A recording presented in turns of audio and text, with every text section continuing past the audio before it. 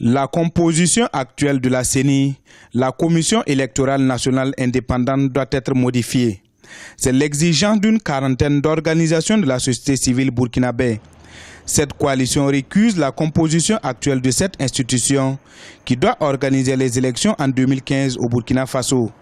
Composée de commissaires issus des partis politiques et de la société civile, la configuration de l'actuelle CENI n'est pas au goût de ces organisations de la société civile.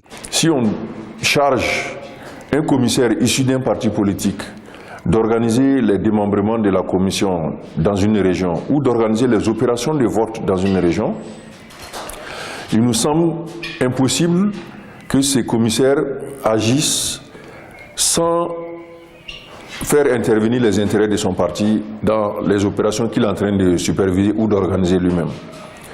Et là, on peut dire que c'est la porte ouverte à la fraude électorale ou aux élections truquées. Lors des élections couplées municipales et législatives de décembre 2012, le Burkina Faso a expérimenté pour la première fois le système biométrique. Une expérience qui doit être renouvelée selon la société civile qui estime que la biométrie réduit la fraude électorale. Avec la population analphabète que nous avons, une fois que le président du Faso est élu, les électeurs ont l'impression qu'ils sont obligés de voter le parti qui l'accompagne.